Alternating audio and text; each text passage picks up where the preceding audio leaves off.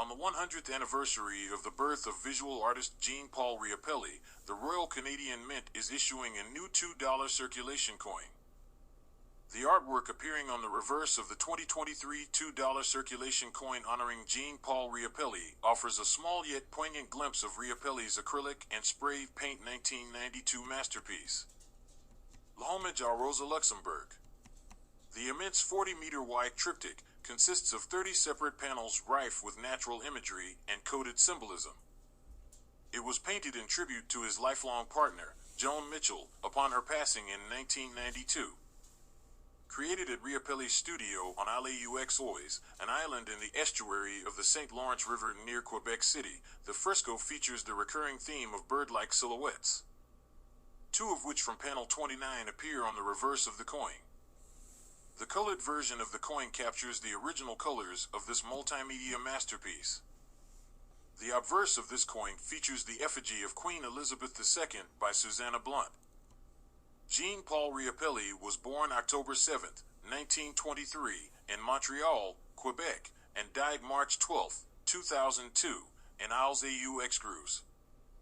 Demonstrating his artistic prowess from an early age, Riopelle studied briefly at the École des Beaux-Arts de Montréal before moving on to and eventually graduating from the École du Meuble in 1945. It was during this time that he painted with the famed automatists, a group espousing a philosophy of painting from the subconscious mind and with spontaneity. He moved to Paris, France, in 1947 and became the only Canadian whose work was presented at the 5th International Exhibition of Surrealism staged at Gallery Mate. An important moment in the history of Surrealism.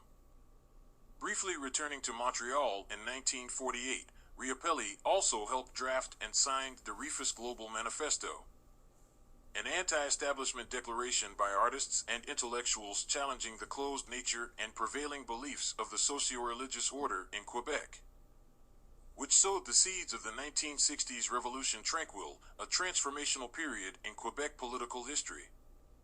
Over his roughly 45-year career, his work was featured in more than 200 group or solo exhibitions in art capitals all over the world: Sao Paulo, Mexico City, Venice, New York, London, and, of course, Canada.